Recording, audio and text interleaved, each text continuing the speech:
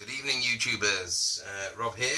Thought in the run-up to Christmas I might just do a quick kind of review run-through of my brew setup, just in case anyone's looking at these buffalo boilers for conversion. They're T-urns, which you can convert to then be your boiler, and obviously your mash tun as well for brewing the bag brewing.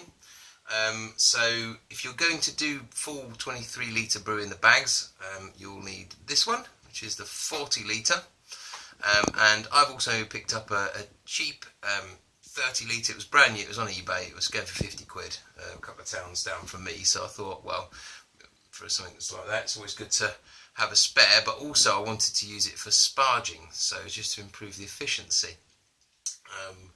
And looked at various methods and that kind of came up, so I thought, well, I'll snap it while I could. So quite happy with that. I paid 125 for this on a sale once upon a time. They're kind of creeping up sometimes. I think you can see one on eBay for 193 the other day, which is a bit excessive, but there we go.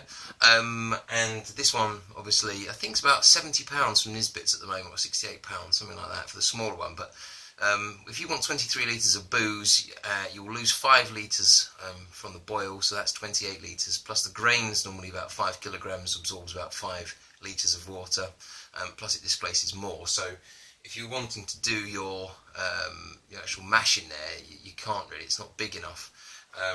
So I would say if you live in a flat, you're short on space, and you've also got maybe an extra stock pot, then by all means go with that. It's obviously a lot cheaper. But if you want to do it fully, properly, the 40 litres is the one to do, right? So I've insulated mine. I've got a little bit of radiator insulation. So I've just wrapped that round, quite basically really, and strapped up with some tape, and that's lasted me quite a while now, so it's holding well. Both of them come with lids, which is good for keeping the heat in. When I am leaving this, when I've put my bag in and I've got my grain in there, I do leave it with the lid on, and then I cover it in a sleeping bag as well. So I'm kind of upcycled a load of camping stuff I never used, which was always nice. So it's such a wreck. I do apologise, I'm just going to step over a load of mess. Let's set this up so I can actually talk about this properly. Okay, so hello. It's the 40 litre one. Things you're going to need. Now, the reason I went for this over maybe just converting a stock pot is because I didn't want the element to be out. You know, a lot of the people who convert the pots and things just put a kettle element in. That's fine, you know, don't get me wrong, if it works for you, good. But saves you then having to put in false bottoms and things like that. So essentially, all I need is the boiler and a few little extra bits. Let me just show you the bottom of this. Oh, it's sticky. I haven't cleaned it properly. It's all sticky from last brew. Right, so there it is at the bottom there. You can see that kind of horseshoe shape that's been burnt on. That's the element, and you need to give that a good scouring every now and again and try and get some of that off, because it can impact the efficiency. I've done a video on how to convert these, because they are T-urns. They normally cut out. I think you can get a rolling boil for a short while, and then they kind of stop doing it. So you do have to convert them. Look at the other video for that, or check out lots of things online for how to do that. This is just something I nicked off my wife. She's got like an air frying thing which she bought and never used. So I thought, again, upcycle some of that. So that sits at the bottom.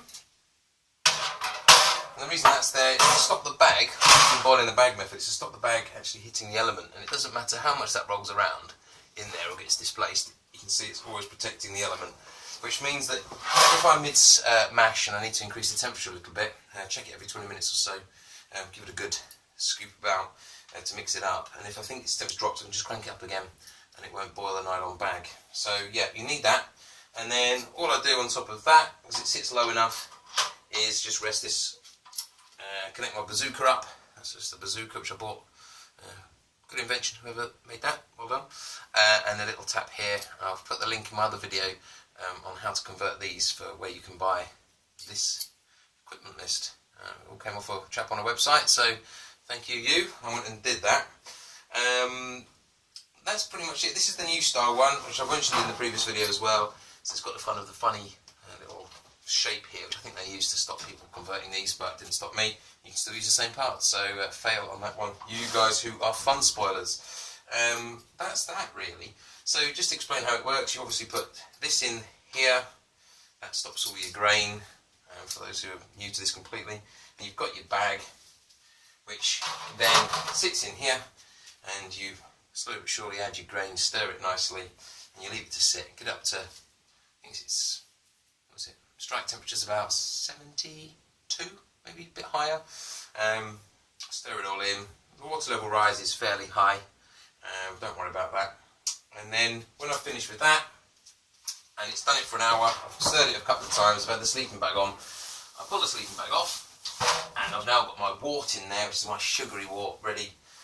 But I've got the bag, and the bag weighs loads, and you can spin it round and obviously try and squeeze it. But for the extra efficiency, I only got about 71-72% doing that. So with this now, I take that bag and I heat up maybe 10 to 15 litres, not a huge sum in all fairness, in here as well. This hasn't been converted in any way, it's just bog standard, just a smaller one. It's got the standard tap on it, no adaptations to that. It never has to get up to boil even, it just needs to be at 77 degrees.